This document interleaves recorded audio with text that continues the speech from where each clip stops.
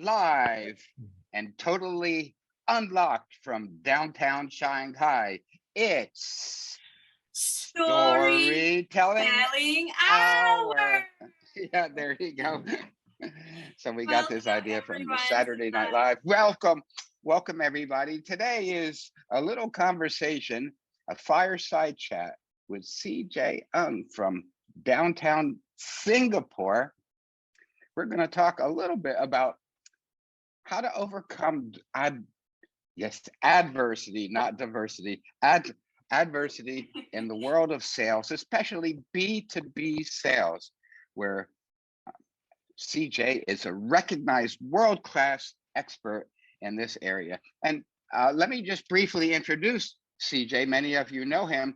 In his book, when you see the book there, Winning the B2B Sale in China. So CJ has had the privilege, he called it, I think, of watching up close the evolution of sales in B2B sales organizations from when he started his coaching, facilitating, and such in 2007 until now. And he says he's seen a dramatic improvement and the evolution continues. And we'll find out more about what that means and what he's learned along the way so that we can be better in our sales, whatever we're selling. So that's me. My name is Larry Schuster. I'm the founder of the Storytelling Company, also in downtown Shanghai. And I'm a speech coach, story coach. And here's my co-host all the way from Belarus, Tanya, who has her own story about public speaking coaching. Go on.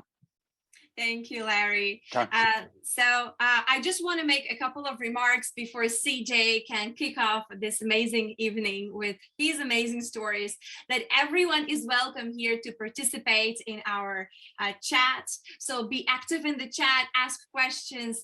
CJ loves your questions. He's open and very interactive with you tonight. So feel free to ask your questions. Feel free to share your stories. We'll have a conversation with CJ first, and after that you're guys welcome to come on camera, to open your microphone, ask your questions, and be a part of this amazing event tonight. So without further ado, let us give the word to CJ. Larry, one more. Yes, hold on, one more a little bit of housekeeping. Yes, one more bit of housekeeping. So we go to about 9:30. And then if you like, we can move over to our WeChat group that is specific to Storytelling Hour for more conversation and other questions you have. And if you really need a free book because you've asked a great question, we can help you there. So that's it. Now, CJ, welcome to the stage. And you have a story to tell how you got started about 2004 in Shanghai. You couldn't believe it. His whole life is about success. But in 2004, he encountered something that was less than success. What's your story? Oh man, thank you, Larry. Thank you, Larry. No, my whole life is not about success, and I want to correct you on that, because okay, thank you. There is no success without failure, right? Because if you deem success as going to a high, then if it's success throughout, then you are on the horizontal line. It's like it's like a flat heartbeat. Right, and it's because you have people. We have ups and downs. That's why we got successes, and of course we learn from whether it's failures or setbacks or whatnot. So it's just normal, right? So we have that, and in a way, I always believe that whatever doesn't kill you either makes you stronger, or as Joker says, makes you stranger. Both. Right. So Larry was asking about me in 2004. So I first of all, I think Larry mentioned that I'm in Singapore. So I was in Shanghai from 2004, February 26th, 2004 till January 19, 2020. I got a date. So in 2020, oh, someone's unmuted. Someone's getting excited. So Z John is unmuted. If Kathleen, if you can help. There, thank you. He's now muted. Okay, great. Thank you. Okay. So in '04, yeah, I had a friend who was running a training consultancy, and he went to a partnership with if you know the HR business or HR outsourcing business, there's a company called CIIC, or 中指 for the name in Chinese. So way back in 2004, they were one of the 5 agencies, companies that were licensed to do mass hiring for foreign companies. And by 2004, there was some liberalization about how foreign companies can hire their factory workers, their shop sales assistants and all that. So it's going to be liberalized, and they're thinking about, they've got all these cash, they got all these connections, they got all these relationships. What else can they expand into the rest of the HR world? And training was one of the thing. Corporate training was one of the things that they want to go into. And by some chance, they met our friend, a company called Quest, or the Quest Group, and from Malaysia. And they went to a JV, and I was told that, hey, why not I relocate to Shanghai and see, what else we can leverage on that JV and make a business out of it. So I was doing some marketing consulting for some small and medium enterprises in Singapore. The money is kind of okay, but it's getting smaller. But it's a business that has got no growth and is not going anywhere. So I thought, yeah, maybe that coming to Shanghai is also a good change. I also happen to marry Chinese. My wife's Chinese. We're married in Singapore, so it's a good way to kind of go back to her I don't know, to my in-laws, right, to her 娘家, so to speak. Go to her. So we went to Shanghai, but unfortunately, when we arrived, we realized that CIC preferred, and I don't blame them. I think they did the right thing. They prefer to have partners and trainers who are full-time here to be Shanghainese, to be, to people who know what's going on in the corporates over here, right? If I were they, I will make the same decision as well, right? So that's what I did, and so I relocated, and I'm out of a job. I was out of a job, and so I was thinking, should I stay or should I go, right? And but no, I've physically uprooted myself from Singapore to go all the way to Shanghai. I don't just want to give up just yet. So I spent 1 year trying to be a freelance trainer without knowing anything about China, without knowing anything about the Chinese business or Shanghai business, without knowing the differences, the subtle differences between working in a foreign company vis-a-vis a state-owned company vis-a-vis a privately owned one. Besides just knowing the language, right, speaking and write Chinese, but other than that, nothing else. So I was crashing here, left, right, and center. There were training gigs. The ratings were not there. People are saying that, this guy doesn't know what he's talking about, and I was really struggling to survive, literally, for the whole 1 year. And after 1 year, I decided to go back to Singapore, not for good, but to kind of take a break and celebrate Chinese New Year with my family in Singapore, and do some soul searching and kind of say, why not I give myself another year, right? And I went back to Shanghai, and this time around, I tried to be smarter. I looked for a job, and I got a job as internal, yes, yeah. A little bit smarter. So I thought that, no, if corporate experience is what I lack in China, so if I just quit then I really would have wasted 1 whole year doing nothing in China, or just struggling in China without really learning any real useful experiences. So I thought, no, why don't I just get a job? No, forget about freelancing, forget about being my own boss, just get a job and just get to know the ins and outs about working in China. So I got a job. I was what I call a training manager or sales training manager for a company called Ringier, which is a Swiss-owned media company. and it's very sales driven. So they've got the industrial publications, and they've got long time ago there was this magazine that every single expat need to have, and it's called City Weekend. So if you've been in Shanghai long enough, you know that it's got the best reviews of bars, restaurants, events, and of course for a lot of Laowais you get to meet other Laowais, right? So that's the thing about City Weekend. So I work for them and help the salespeople to be better salespeople and sell more ads and sell more media space. And from then on, I actually went on to a few other positions in corporate, including later on a company where it was a Hong Kong company that was acquired by an American Fortune 500 and went to a JV with a state-owned company. And if you're talking about culture clashes and really culture shocks, so we've got three totally different cultures coming together, and it wasn't nice. It was pretty messy, and eventually, which that was something that actually got me into where I am today. They had a restructuring, and because there were so many JVs, my job and someone else's job is a total duplicate. So one of us have to go. And it just so happens that the state-owned company has got a larger, bigger say in the scheme of things, because the American guys say, we don't know much about China. We need to have this state-owned company to guide us through everything. So, so that other person keeps the job. I'm asked to leave.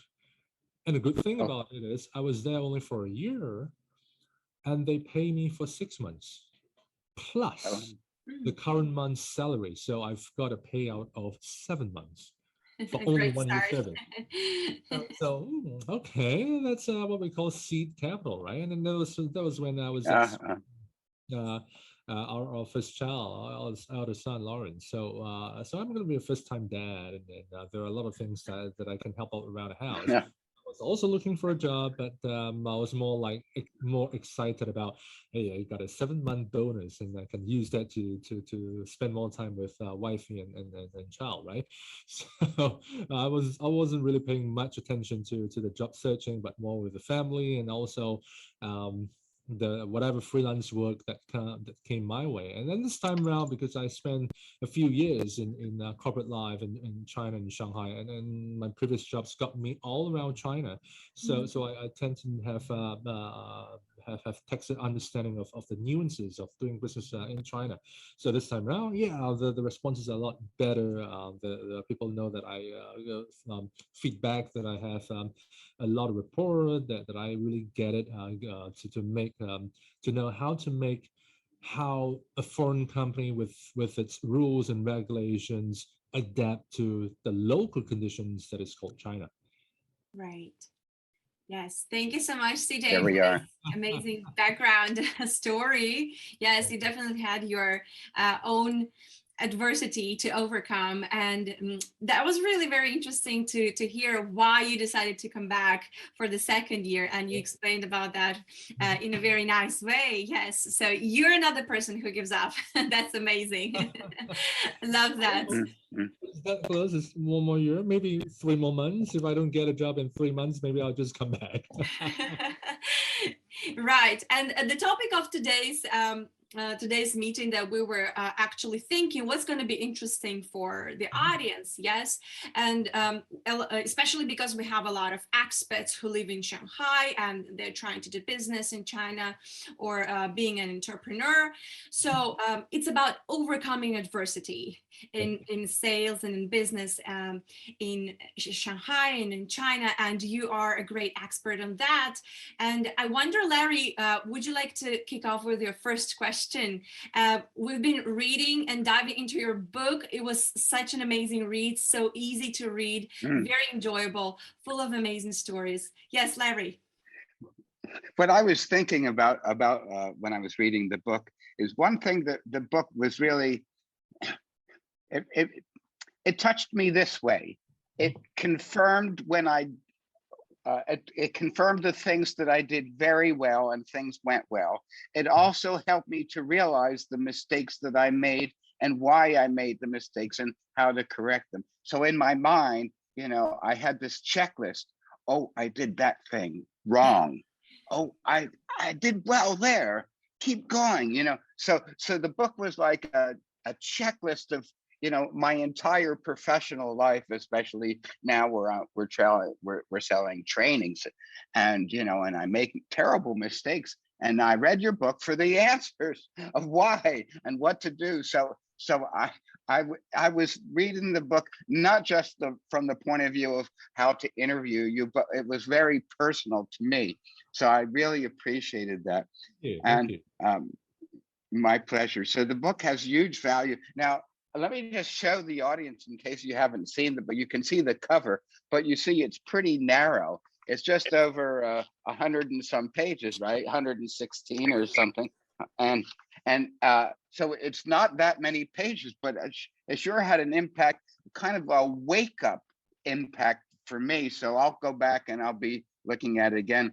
One of the things that I noticed in the book is over and over again, you talk about selling there's an emotional component to selling, right? An emotional component. It's not just totally transactional, especially when you're talking about large amounts of money, and also you're talking about a competitive marketplace. So one of the things that you said is, that one of the things that people need to know is that there is that you need actually to develop an emotional connection if you're the seller to the buyer, who in this case we're talking about B2B. And I was wondering, you put that in, and you put trust, and you put emotional connection several places and saying it different ways, but more or less that's the key thing. It's trust and it's emotional connection. And I am wondering if one reason that you emphasize that is that maybe along the way as a coach and trainer and consultant that you found a lot of salespeople had trouble with this aspect. Is that so? And then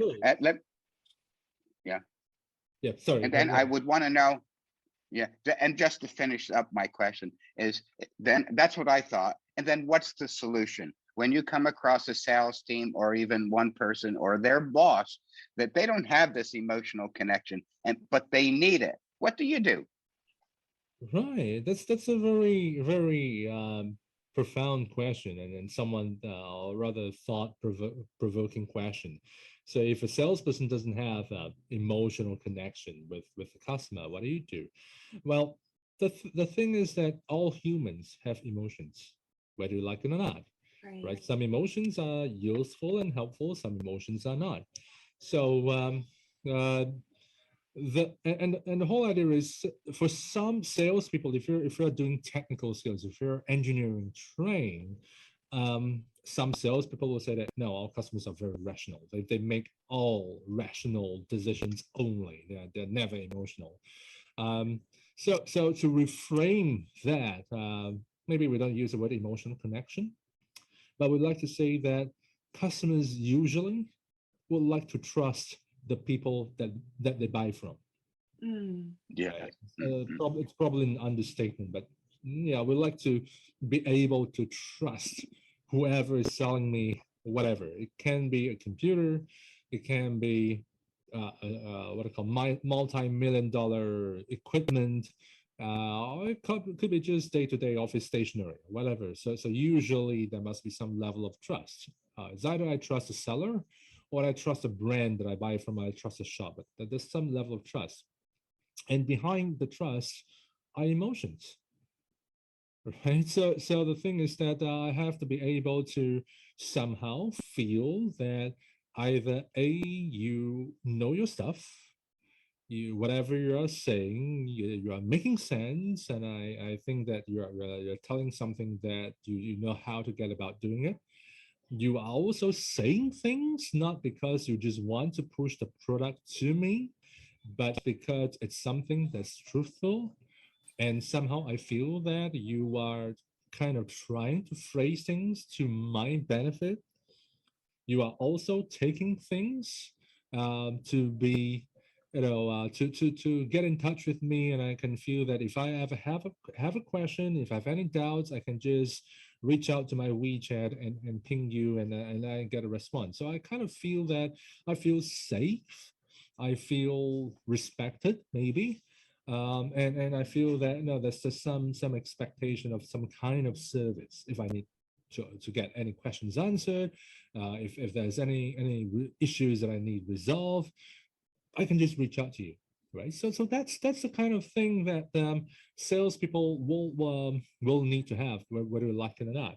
Now, coming back on the cold, rational sales engineer, while they may not be outwardly or expressively emotional, as in they are not like warm, like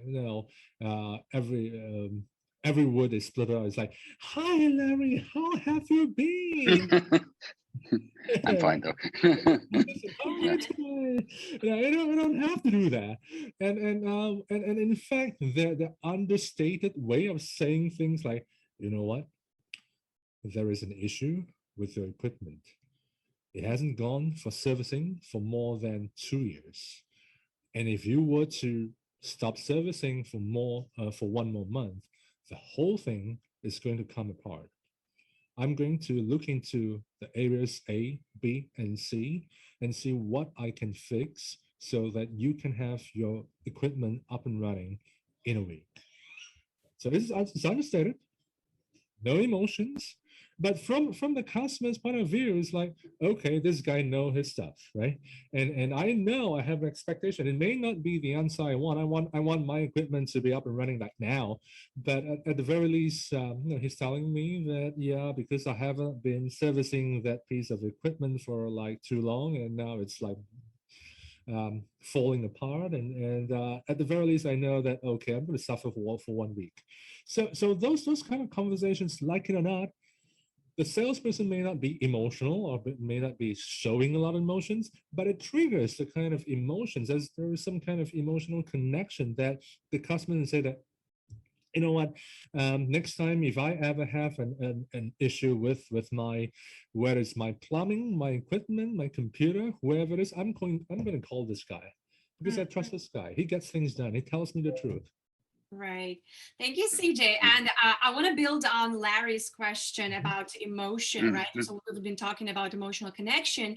And in your book, you also mentioned that it is important to make your customer a friend and keep your friends close. I really love that notion, that idea. But I guess for a lot of audience today here in this meeting, in this event, it will be very interesting to find out, because as expats, we do not necessarily understand a lot about Chinese culture. So I was wondering if you have any tip or any clue that we can use to in this relationship, when we're trying to build this relationship with our customer. So how do we cross that line from just a customer to a customer friend? What can help us to do that, to go from this side of a relationship to the next level? Well, as an expert, before we even talk about customers, sometimes you, as an expert, you may want to expand your friends or your friend circles in China, in Shanghai. If all your friends or most of your friends are either your colleagues or fellow expats, it's harder. I'm not saying it won't be, but it's a lot harder to really understand the culture you're operating in. And I'm trying very hard to avoid the term Chinese culture, because what you have in Shanghai is going to be quite different from what they're going to have in Beijing, Guangzhou, or some western part of China.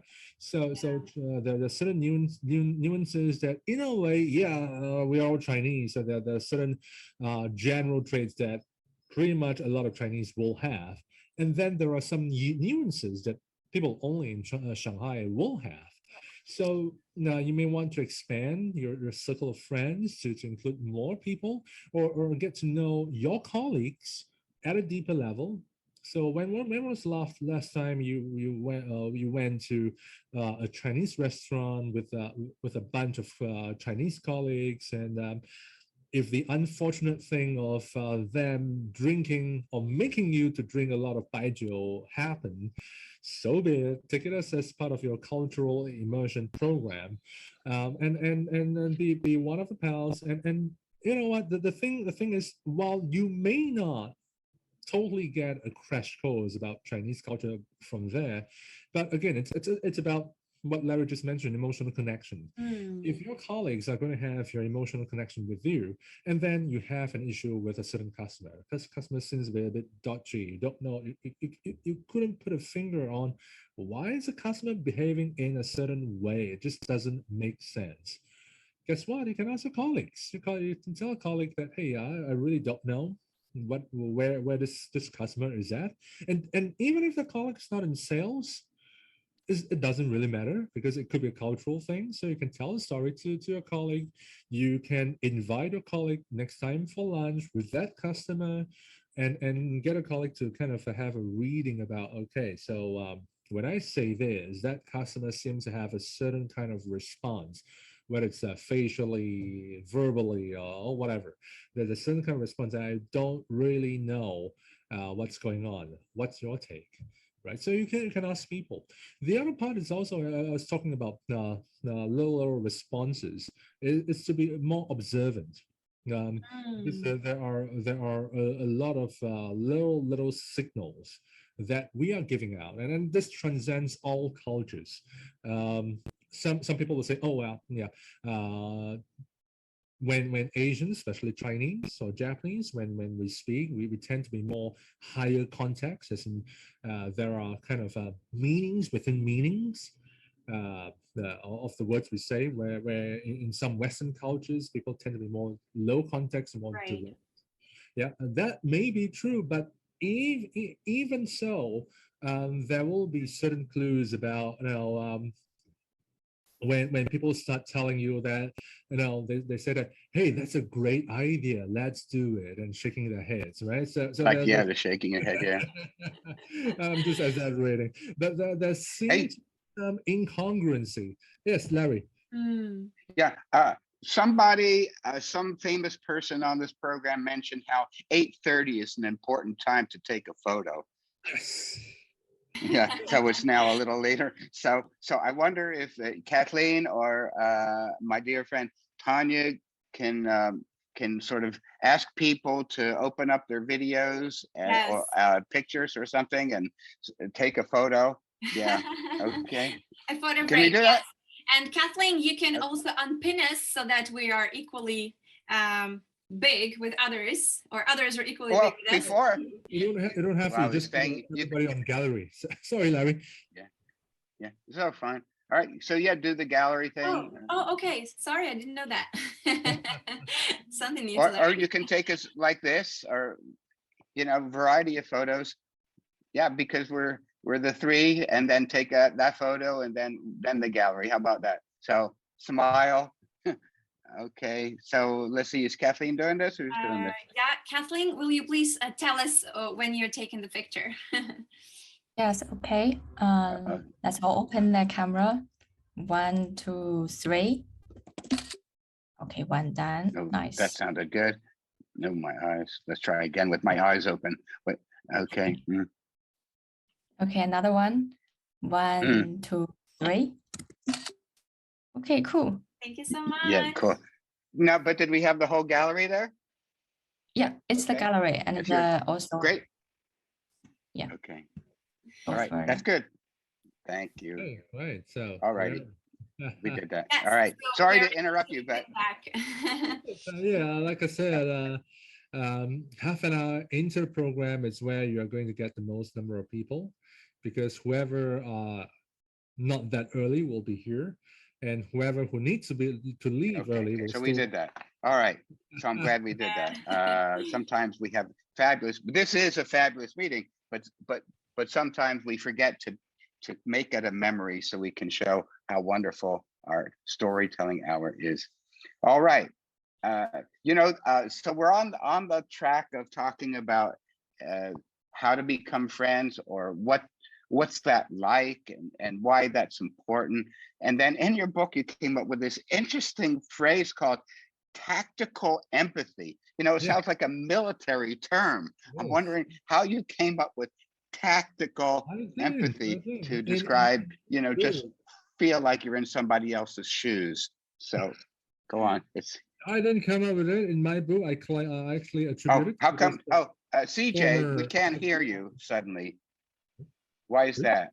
Uh, CJ, we cannot hear you. can, What's can happening? everyone else hear CJ? I can hear And I CJ. can't hear. And actually, Tanya, I can. Yeah, Larry, it's probably your earphones. Is it your earphones? Oops. Can anyone else hear me and CJ? Please let us know, guys, in the chat box. Yes, I can hear CJ and Tanya. I think Larry's earphone maybe has lost connection. Okay, Larry, I think you need to check your earphones. All right, CJ, so yeah, go ahead, please. You can answer Larry's question. Right. Okay. So Okay.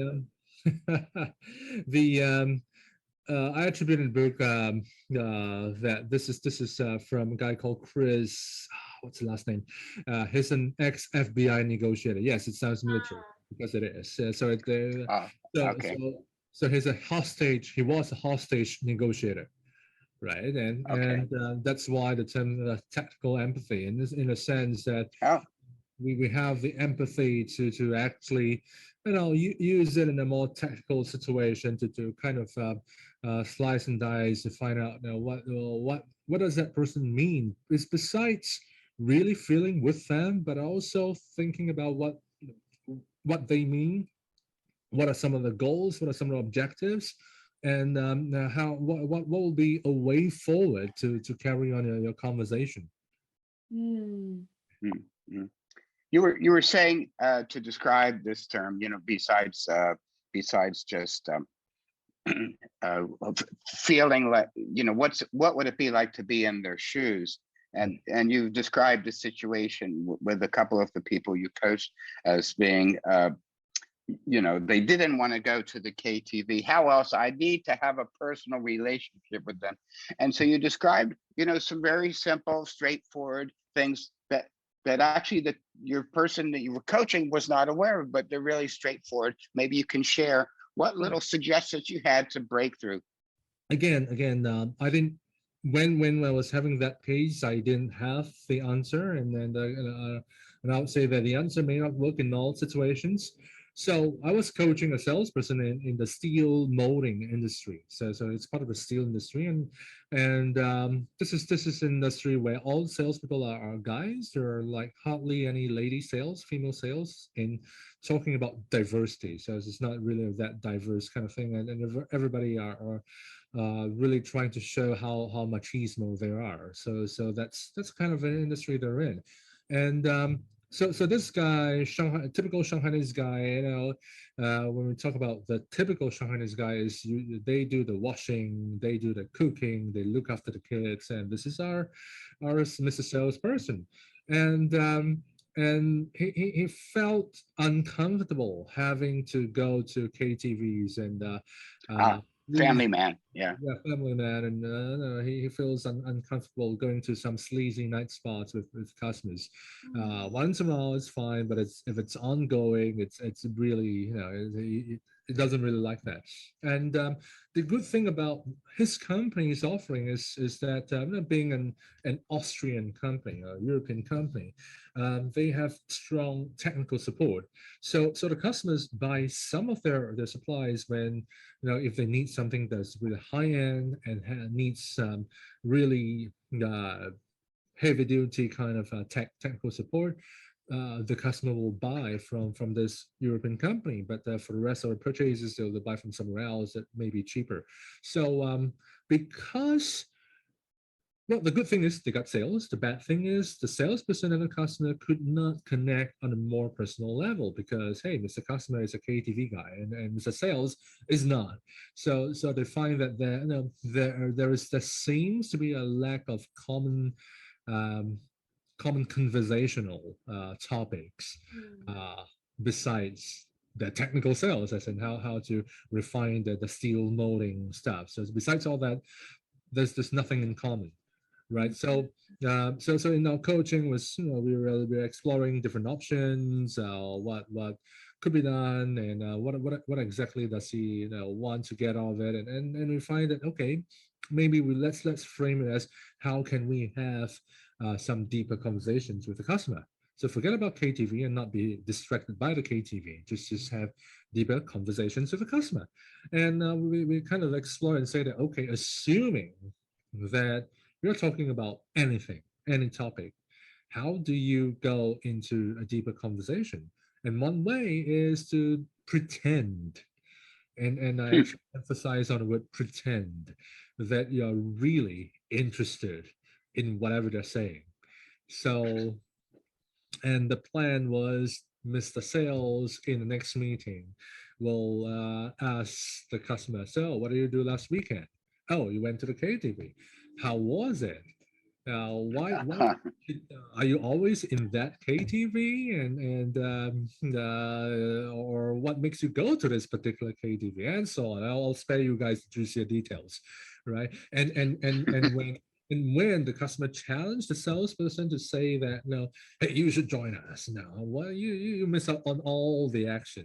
And the salesperson will be very self-deprecating, say, yeah, I would love to, but I'm a Shanghainese guy, I have a Shanghainese wife, and she'll kill me. She'll chop me into a million pieces, so I can't do it. But hey, tell me more about what you're doing.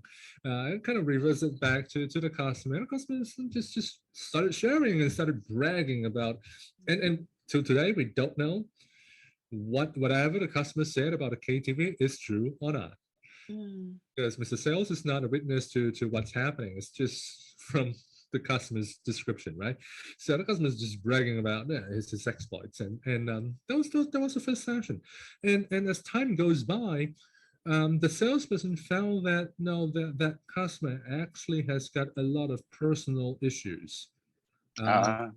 Family issues, personal issues, and the KTV is just an escape, way to get away from all that work and life stresses away. So it's that part of it, and it just works so coincidentally that the customer was able to trust the salesperson enough, and coming back to trust, to share a vulnerable side of him that he usually will not share with his KTV buddies. So if you're reframing at things on a more deeper conversational level, the other sales guys who are just going there for the entertainment, so they're in the thick of the action in the KTV, but does not really know the customer. Connect. Yeah. It doesn't have that connection. It's just a bunch of guys that are. That's interesting. That's interesting. Yeah. And organizing and debauchery and all that. And this is one guy who actually takes time and have a conversation, doesn't go to KTV, but pretends very well to be very interested. And I was able to have a much deeper conversation with that customer. And slowly and gradually, the customer is saying that, hey, maybe there's certain deals, certain things that from a business point of view, it may not make sense to buy from a European brand, so he won't. But for the 50-50 kind of thing, he will seek out the salesperson's advice to say that, no, we have a concern if you buy from me, we're concerned about the high cost, but at the same time, we don't know if we really need that level of quality, and we may or may not need your tech support. So it's more forthright to talk about some of the issues again, to allow the customer to show their vulnerable side to the salesperson, right? Knowing that the salesperson will not take advantage of that vulnerability and try to get a customer to buy the entire company, right? So these are things that it just worked in that particular case, and again, the disclaimer is that will it work for every single customer that goes to the KTV? I wouldn't bet that. I wouldn't bet my money on it. But then, hey, I mean, what's there to lose? It's just for you to want to have a more deeper conversation with that customer. That was really so enlightening. Yes. I actually hadn't. I hadn't thought about all these little nuances of a sales transaction that really make a difference. In a short time, after a question or two from us, we're going to open up to questions from the audience. So audience, keep in mind, this will be your session coming up soon. But first, I wonder if Tanya has another question. Yeah, I think I will ask one more question and then we'll invite people to join in, right? Because we don't want to steal all the limelight. Let's see what happens. Yeah, go. So I really loved, CJ, how you were talking about this genuine conversation that you want to build with your customers, so they open up, they can feel like that they can be vulnerable, right? And I think this is somehow connects to the idea that we should be very good listeners when we talk to our customers, when we communicate, and we really need to be there with them and for them.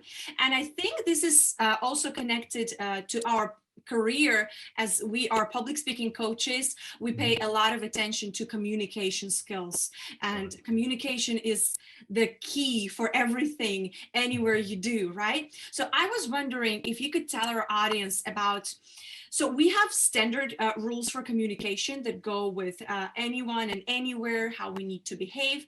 Is there something more specific when we communicate with a customer when we're trying to make sales in business, and especially in China, that we need to pay attention to? Well, I'll split the question into two. One of which is you didn't ask, but it's related. And the keyword is China. Right. The thing about China is, and I have the whole book about China, but here's the thing. The reason we talk so much about China is everybody outside of China and everybody inside of China tend to think that China is different when it's not. Right? So everybody outside of China will tend to, well, not everybody, it's a gross generalization, but a lot of people outside of China will tend to think that, oh, China is all about guanxi, it's about relationship. It's a huge thing, it's a big thing, but it's not all about it. And it also depends on what do you mean by guanxi and relationship. And the same thing for everybody within China, and a lot of salespeople in China will think that, oh yeah, you need to bring customers for entertainment. You need to do some less compliant things to get the sale. And that's the definition of relationship and guanxi. And no, that's not true. A lot of foreign companies don't have that kind of budgets to do that in the first place, if you want to. So so those. The reason China that I tend to mention China is to come out with a clarification that while there are certain things that may be unique to China, but there are more things that China has in similarity as anywhere in the world. That's interesting. Right? So that's the first part of it. So when it comes to communicating with customers, again, it's still with any kind of customer situation, it's always about trust. Now, in some cultures, let's say Germany, where it's very direct, where the rule of law tends to apply to a much greater extent to, say, countries, not just China, but many countries in Asia. So there could be a lot more trust with the company or with the brand. And there is a less need to trust a salesperson, because if the salesperson works for this company and I trust this company, then it means I can buy from the salesperson. So some cultures are less lower contextual, and they can trust the company or the product behind the salesperson. And when it comes to China or many Asian countries, or even Latin American companies, or even Eastern European companies, the trust on a person-to-person level takes a bigger emphasis, right? And when that happens, the extra care to be made is, Google phrases really well. It's called psychological safety. Can you make sure that the customer feels safe to share things with you? Feeling safe can be like, we usually think it's like they don't want to say too much because the salesperson may use that information and charge them a higher price. So yes, that's one level of feeling safe. But on a more again interpersonal level, it could be sometimes the customers don't know what's going on. Mm. But if the customer tells the salesperson in the first couple of meetings that, hey, I don't know what's going on, it's a massive loss of face. It's an embarrassment. So there is a risk of no or less psychological safety. So that if you understand that point of view, then when in your conversations when talking to customers, yes, it's true. We want to ask customers certain questions. We want to find out how things are important to them. But at the same time, you got to be observant about are you saying something a little bit too much that is touching on some sensitive issues with that customer? Right, and then maybe you want to have a pause in it, or kind of rephrase a question to talk about something less sensitive, right? And make sure that the trust levels can go up higher, so that you get more information from that customer. Thank you so much. This is such a profound answer. Yes, we need to know how to balance the conversation, right? And the most important thing, as you say, build trust, build that rapport just from the very beginning with your customer. Thank you so much. So Larry, shall we welcome the questions from the audience then? So, absolutely. So we need people to raise their hands already. There's the iPhone 3 person. BQT has their hand up. iPhone. So maybe somebody can recognize them. Let's see, bring them on, pin them. Mm-hmm. Let's see, who would do this? Go, Kathleen, would you do that? Or yeah, I think Kathleen can Tanya, do that. Okay, Kathleen. The host can do that. Oh, this is Sam. Hey, Sam. Sorry. I'm sorry. I just used my iPhone, so I forget to change my name, and that's all right. Thank you, no big deal. Larry. Yeah, glad to see you. glad to see you. See you much more. Can see you much more clear this time. I'm much clearer with my iPhone. Okay. What's your question? Okay, actually, I have one comment and one question. And because I was born in Shanghai, so I'm a Shanghainese. I'm local Shanghainese. So I listen with CJ's story with great interest and amusement. So one comment, I think, one is I totally agree with CJ's comments that there are actually a lot of things in common with all the people in China in terms of culture with the rest of the world than probably everyone both inside and outside think, because at the end of the day, we are all human beings. So we think the same thing, we want the same thing. That's true.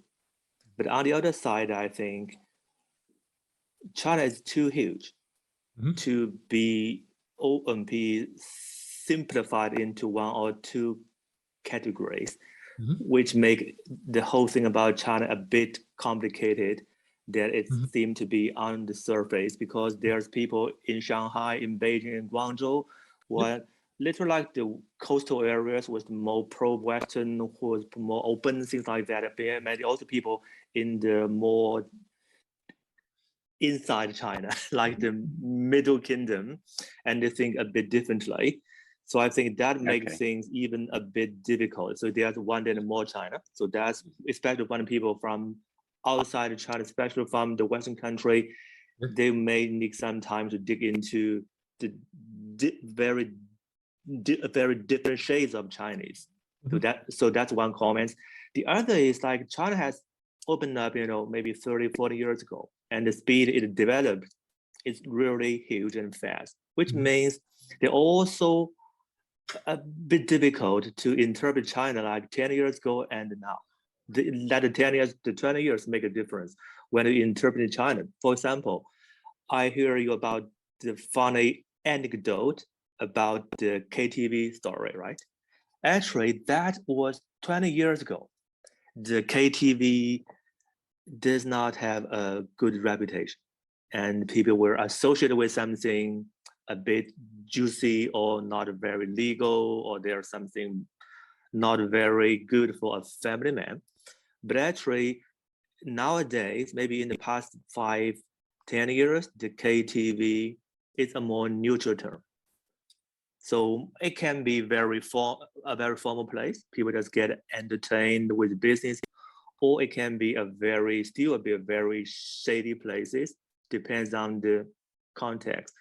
So from that moment, you can understand when the person say, okay, KTV is, no, I'm not going to go there. My wife going to kill me. You probably know instantly it is an excuse most of the time, because the thing from China moves so fast. You understand that the thing 10 years ago, 5 years ago, maybe 5 years into the future can be very different from the things now. So I think that's also Sam, another comment. Yeah. Sam, maybe you have a question. I'm sorry. I just probably too long. Sure. Sam And is sharing background his introduction. experience also. Experience or stuff. I just want some points of clarification over there. Yeah. That KTV story, and again, yes. In terms of sleaze and non-table stuff, a lot has changed over the past 20 years, right? Like I said, I arrived in 2004, and a lot has changed since 2004, right? So that's 18 years. And the story that I shared happened in 2019. Sorry, it happened in 2020. Oh, recently, yeah. Recently, yeah. It's after COVID. So in 2020, Shanghai was not really affected by COVID. So everybody was back to work from March onwards.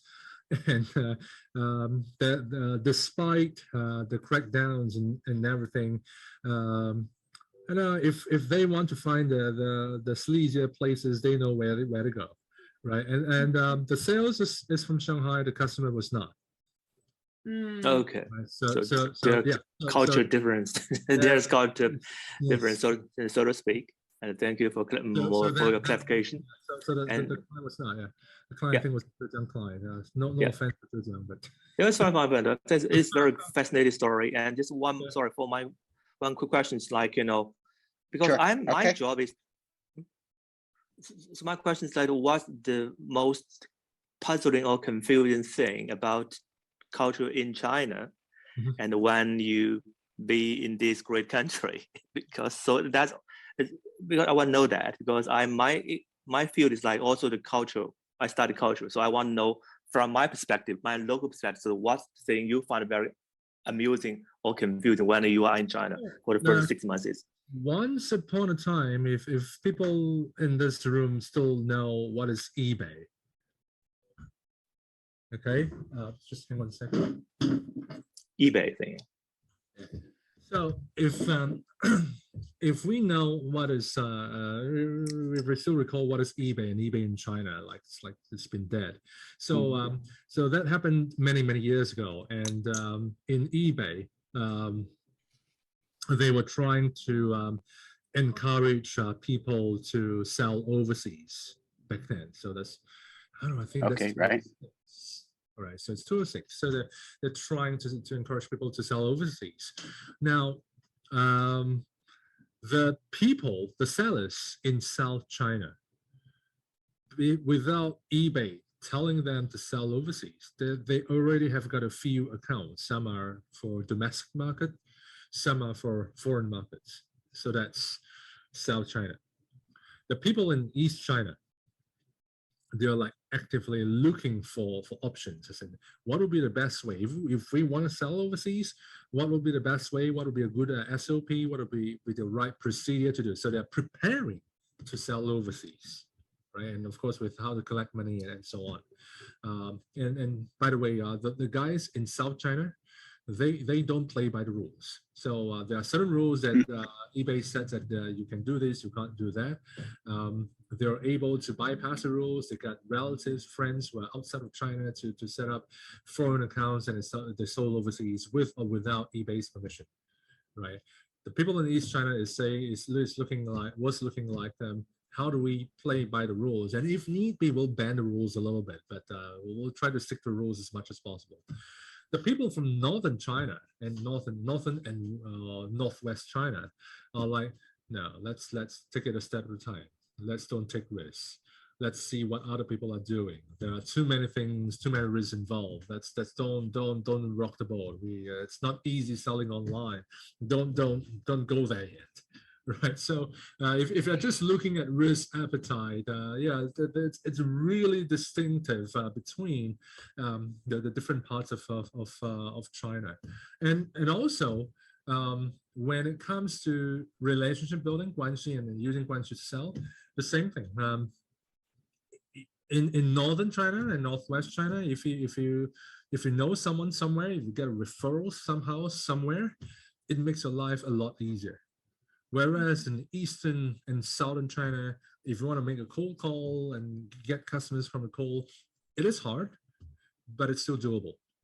Right, so that's the thing, and maybe Beijing will be a bit different because it's a little bit more exposed to international business etiquette. But when you move out of Beijing for the rest of northern China, yeah, it's who knows who kind of business in that sense. And again, these are gross generalizations, gross stereotypes, and I'm sure that there will be people who behave very differently from what I've just described. Okay, thank you very much for your description. From your West. Sorry, just one just follow-up comment. Just from your perspective, from a Westerner's perspective, so I assume it's more easy or to doing business with the people in the East, right? Because it's more like Western. Actually, which is a good point. Now, if I have Larry's face, okay, it will be easier. Okay. The toughest is I don't look Western. So people expect me to say, "No, you're Singaporeans. You're also 中国人." That's yeah, you guys are. So the that's the expectation. But if you don't look Chinese at all, then yeah, people say, yeah, this is a white woman. So the Chinese rules may not apply. That's cute. Okay. Thank you, Sam, for all your right, question. thank you, Sam. Yes. Let's see, we're looking. Questions online, I think.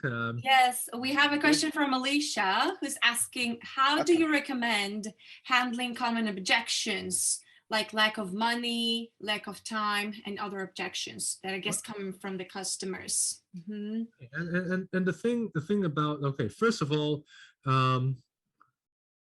when people say they usually customers don't say they have a lack of money. They'll say they have a lack of budget, but not lack of budget, right? Yeah, right. So lack of money means I don't have money to pay rent, I don't have money to pay my employee, right. I'm almost like going out of business. That's lack of money. It's more like lack of budget, as in I don't feel like spending X amount on this, but I may spend more on something else. So it's a matter of how I want to allocate budgets to do different things. So if you go down so-called the rabbit hole of saying that, you find the budget's too low. What is your budget? Now, what is the best price you can go? If you go down that rabbit hole, you're going to have a conversation that says that people wanting to squeeze your prices, and you're always in a conflict mode, meaning the seller wants to sell at higher prices, the buyer wants to buy at lower prices, and you're always in conflict. It's either what I call the seller gives in, or the buyer gives in, or you both give and take a bit and meet in the middle, and then that's that. So what we usually do is to say that, okay, so I understand that budget is an issue. So can I just find out who did you compare with that you find us to be more expensive? Or we can also say that, okay, I understand that budget seems to be an issue here. Now, besides budget, besides the money part, what else is important to you? Right, and if let's say we don't have an issue with budget, what is it you like about what I'm offering that's going to help you? Right, so we'll go along those lines, and it really depends on what a customer says. And if you're lucky, you get a good response. You said, what I like about you is 1, 2, 3, 4, 5, and then you can respond by saying that since you like these items, is it okay that the budgets can be raised a little bit to cover these items? Right? Or if you want to dig in deeper, you can always say that if you like this 5 items, is it okay that I find out why these 5 items are important to you? Right. So Yes. again, it's a be a coach, right? So I was in the just to digress a little bit. I was in the International Coaching Week, both in Singapore and online, and yeah, the realization that a lot of coaches have is the most useful coaching question is, why is this important to you? Right? And it's one of the rare cases where coaches ask the question why, because it's Right. supposed to be, you put people a bit more rational and defensive. But in this case, coaches tend to ask, just split it out. Why is this important to you? And the same for a salesperson. It's like, okay, we understand that we don't ask customers why is price important to you, because hey, that's just too obvious. Price, of course, is an important thing. We'll ask customers what else is important, and then why are those things important, and compare between price and these other things, which is more important, and what makes it so, right? So we can kind of try to expand the topic a little bit broader, and to let customers see things in perspective. Now, I'm not saying that money is not important. Right. I'm a buyer, I'm a customer. I try to manage my budgets both as on a personal level as well as on a company level. We definitely have got certain expected budgets in mind on whatever we spend. It always happens. Money is important. We have to respect that. The thing that salespeople can do is to try to clarify us into, okay, here's the deal. What is it that you find helpful? Does it meet your expectation if you want to have a product to do a certain job or achieve a certain outcome? And if it does, are you okay to kind of adjust the budgets a little bit? Right. So kind of expanding the value of the offer and pointing other values that might have been overlooked previously or not taken into consideration. Right. That's a great answer. Thank you, CJ. Do we have any other questions from the audience? Okay. In the meantime, Rudy. I would like. Yes. I want to go back to basics. CJ, can we do that? Back really to the basics. Yeah, please. You have a lead list or not, and you are focusing on people, companies you don't know. But you need to build trust, and trust is what we need. How do you get to them? And network, Guanxi is such an ideal world or word, but how to do that finally? Because it's all that inventive talking about how to look and why and for what and what is most important, but how to go from a lead to a prospect status to a client. How do you do it? Because I think many people still, and more, we are in, let me say, in a network business where more independent people come, more single entrepreneurs. So how from a lead to a prospect to a client? And that first part. Right. Lead Let's prospect. look at the first part. So there are certain things, and I'll go on the easier way and I'll go on the harder way. So let's go on the easier way first. The easier way is to do something like what we are doing now. We have seminars online, we have showcases. If you sell products, you have trade shows, you have demos, and so on. So these are platforms that allow people that don't know you have a kind of experience or have a taste of what you do, right? So that's why, I mean, even for us, we have even during lockdowns, we try to do many events online, just so that people know us and have a taste of what we do. So that's the easy part. Now, even if we go to the harder part, let's say we do cold calls, and a lot of people don't do cold calls this day because, for a very good reason, it is not effective. Cold call success rates, no matter how good you are, if you make 20 calls and you get one call that is agreeable to some kind of meeting, whether it's a Zoom meeting or a face-to-face meeting, that's about the kind of success rate that you can get, and that is what we call a good call with a good script.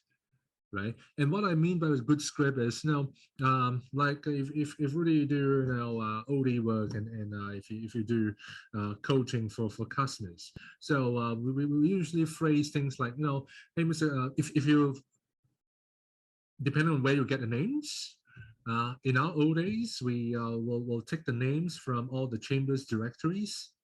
So you have, in chambers directories, you get all the GMs and then some senior managers, and sometimes you got a phone number, sometimes you got an email number, email address. So we'll get those, and we just call them, and we'll say, want to speak to this and this, and the opening sentence is, we have helped companies to achieve better productivity and better efficiency through coaching and workshops. And we're wondering if there could be some things that we can help your team to improve productivity. Is it okay that we schedule for a 15-minute or 10-minute Zoom call to find out more? So it's a kind of what I call a key benefit in your call, to just say that, no, I'm not saying I can help you, because, hey, I don't know you and you don't know me, but I can say that we have been helping many other companies. If it's an industry you're familiar with, you can just drop a few names.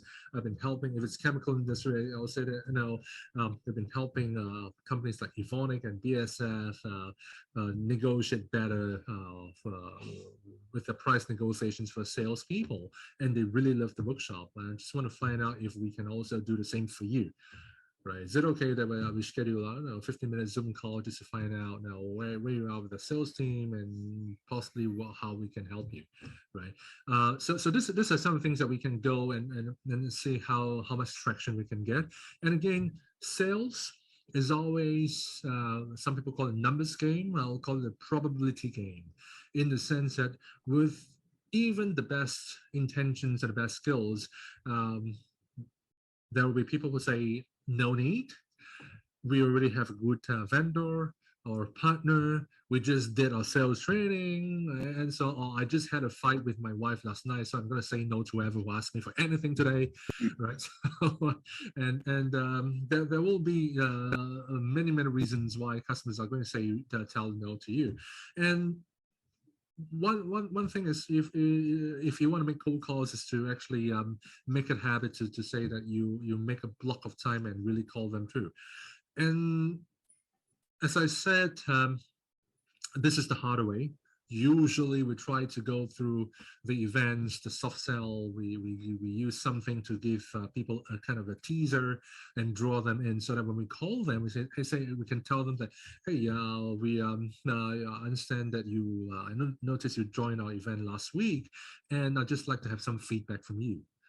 Right, so it's even better. I'm not even trying to sell anything. I'm just asking for feedback. What do you like? What are things that we could improve, and so on? Just when I go back, and the guy will say, "Oh yeah, I like this. I don't like that," and so on and so forth. Great.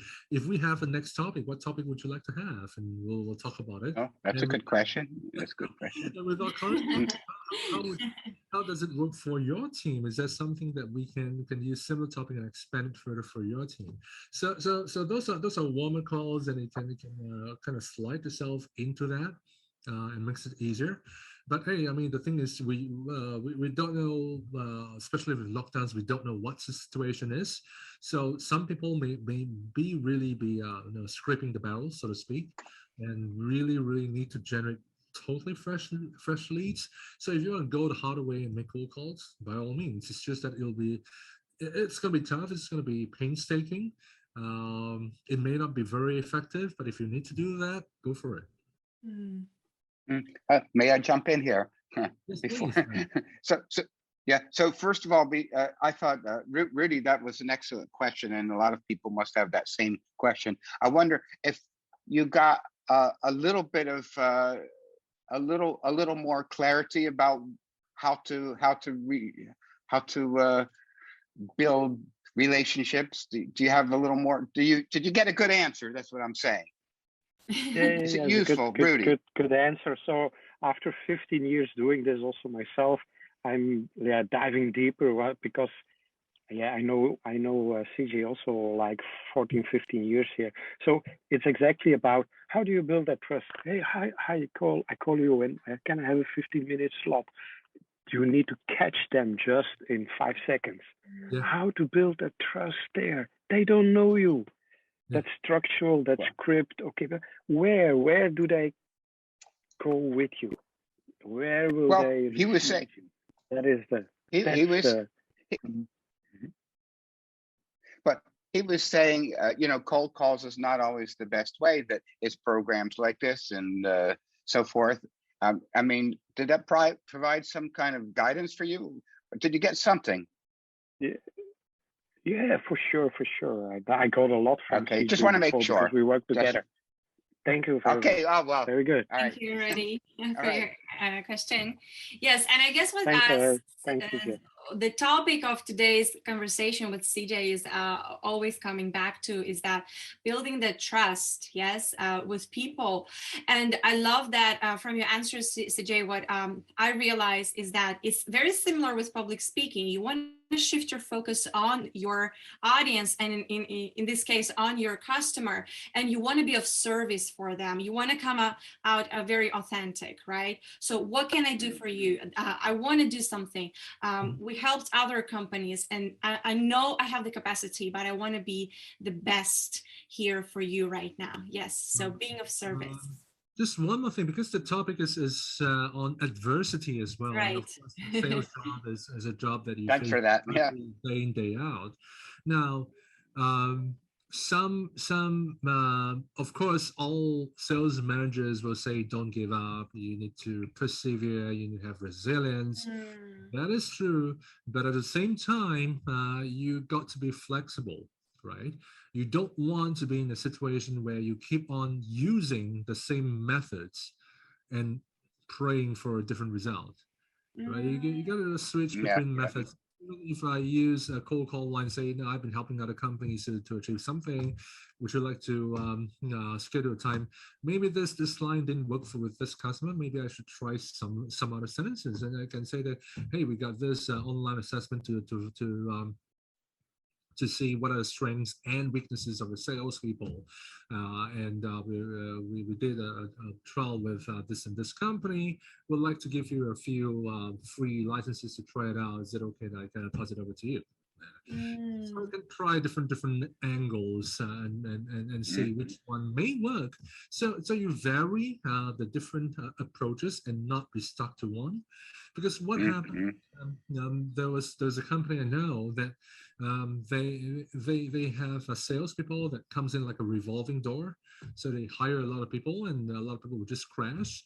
And within a couple of months, if a certain salespeople, the salespeople will come and go for a standardized sales training to learn how to sell, standard from methodology, and they'll be sent out to sell. And within a couple of months, if they don't hit the sales targets, they'll get a warning, and they will be put back to the same old training all over again. Right? Same training. The same training, right? So, and the thing is, yeah, I'm sure that there could be certain things that they might have missed, but if you're going to redo the same old thing all over again, it's not going to help much. Right? It's the same. So there are no good results for last 1 month, 2 months. What happened? What did you say? What are the responses? And then what else can you do differently to see if you can get a better result? So that in terms of the adversity, we do need people who are able to persevere. We need people who are able to have that sense of resilience. And at the same time, we need people to not to be stuck on one methodology, but to kind of be flexible with different. And to Sam mentioned about local culture, that cold calling line may vary in different parts of China. Right. If I'm in northern China, I'll find out from whatever sources who could be their existing other vendors who are non-competing, their college mates, their ex-colleagues, whoever. I'll find out from some other source and try to get some kind of introduction. That's for Northern China. I could still try my way in and to cold call into it, but the effectiveness is going to be even lower. Right, so that is how we may want to vary and be flexible to go to our goals. That's a very valuable piece of advice. Yeah. To vary. First of all, I wanted to check in with Tanya. Do you have another question, or is there another question in the audience? Because we have our last 15 minutes. Yeah. Yeah. Anything else? 10-15 minutes before we wrap up. Sam has a comment. Yeah. Sam has a comment, which I said, yeah, it really depends on local culture. Yes. The cold calling, yeah, absolutely. You may want to tweak it to fit the local culture for sure, definitely. Right. And like I said, even for Shanghai, cold calling may not be the best option. So yeah, it's culture sensitive. Zijan, why is KFC more successful than McDonald's? It's very simple, right? Think you gotta be in the Chinese mindset to really think about this. Now, what do you get in KFC? You get 2 pieces of chicken, right? You got 2 pieces of real meat. The chicken with the bone in it. It's the real stuff. What do you get from McDonald's? You got 2 slices of bread and a patty in between. Right, that's not even 100% meat. There's some, I don't know, grain, potato. Who knows? Yeah. Mixed into that, right?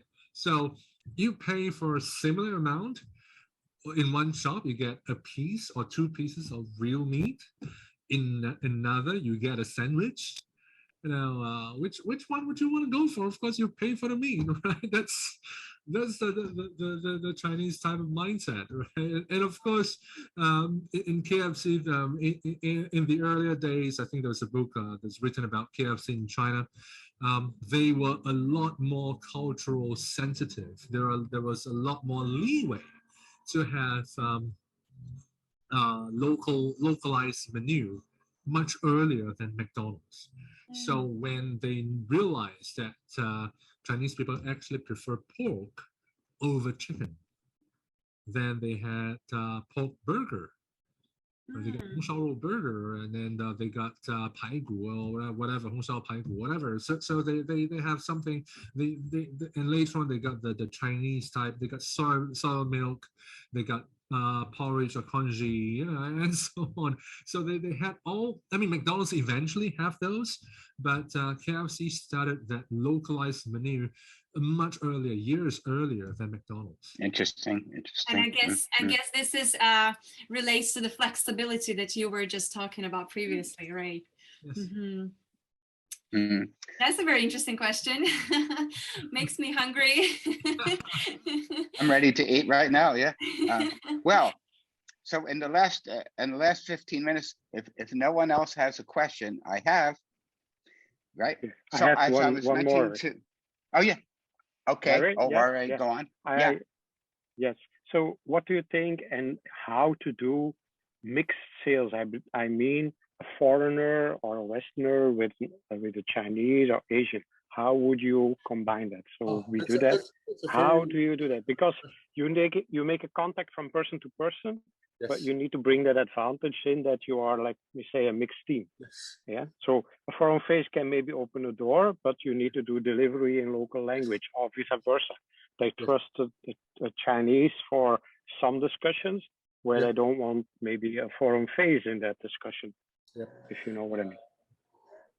If you want to be in sales in China, you need to learn Chinese. You may not be able to have that level of Chinese to do a full conversation in Chinese, but if you're able to pick up certain words in Chinese and express certain words in Chinese, it's going to help a lot. And it's not just to impress on the audience that you know Chinese, but you may want to bring a colleague along who is able to discuss things in Chinese and local language with a customer, and you need to be able to pick up what the customer is saying. You also need to pick up what are some of the things your colleagues are saying. You may just understand like 30% of everything, but if you're able to zoom in on certain keywords, you kind of have some bits and pieces of a picture. So that allows you to have that perspective of what the customer is doing, right? So that's one part. But the other thing is, who's going to be your colleague? Who would you want to hire to be your salesperson in that scenario? Now, if you're a foreign company, it's best to either hire someone fresh from the university, or you hire someone who's got prior working experience, preferably the starting point of the career with a foreign company. The reason being that foreign companies tend to have a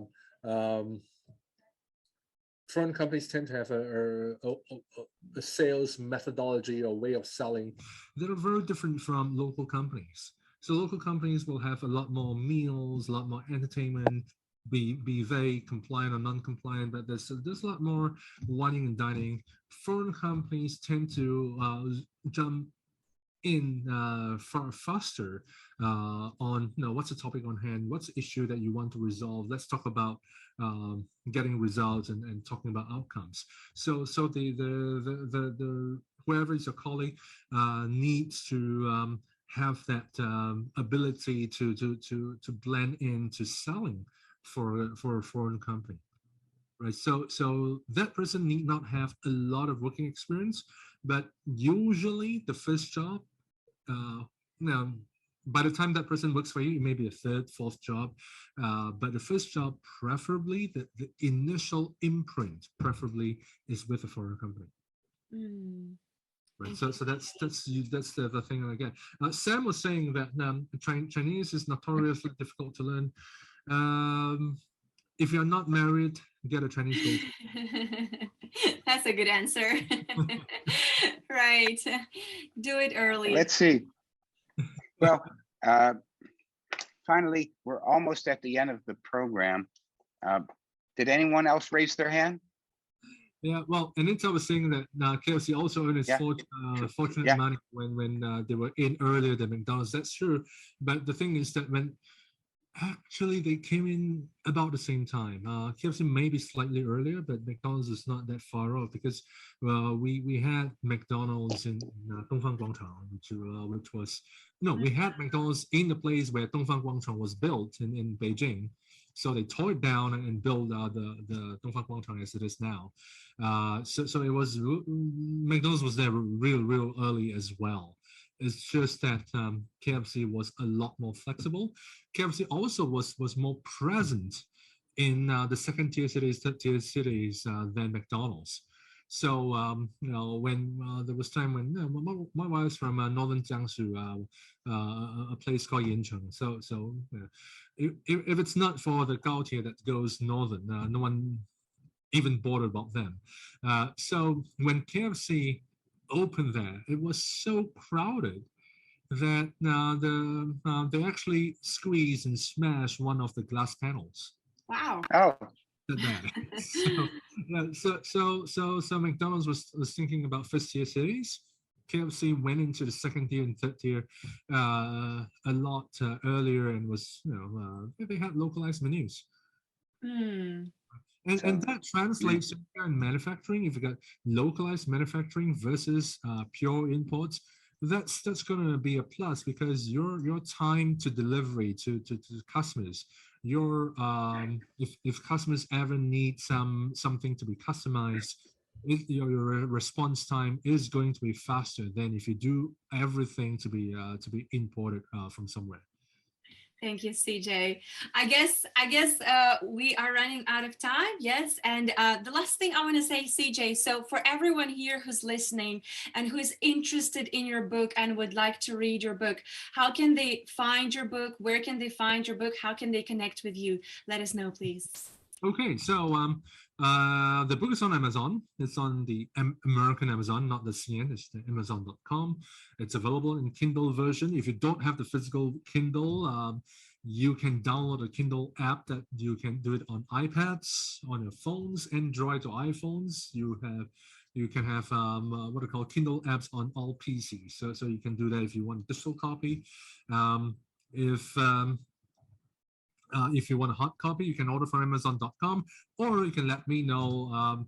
The only thing is for hard copies in China, it's a bit tricky because our printers are also in Shanghai. So I don't think they're working yet. So it's a bit tricky. But having said that, I think Larry here has got an offer for people online. So Larry, why don't you take it away? Well, we can help you out. If you join us, let us know you're interested in this book. We can help you out immediately. If you find us on our Storytelling Hour WeChat group, and we're going to go there in just a few minutes, and you just tell me, I can't wait. I don't want to wait. Just tell me how I can get the book now. Then maybe we can work something out. We have a little guanxi thing for you, right? How's that? And let me share, guys, the screen with you. So, Kathleen, if you could help me share the screen. I mean, give me that QR option. codes? Yes. So you guys can scan the QR code to join the group. And CJ is in the group already. You can reach out to him if you have further questions. Thank you, Kathleen, so much. So you can scan the codes. Larry's code or mine code will be happy to add you into the group and where the conversation can continue. And you will see lots of other information about the upcoming events. Thank you, CJ, so much. I think we learned a lot. And you said that we need to take a picture at 8:30, but I feel like a lot of people stayed until the very end. Yeah, let's take another photo. Yeah, most people are here, CJ. So why don't we have a let's see, gallery photo or? You go unshare first to go into. Let me stop share. Okay. Okay. All right. So I can take a picture.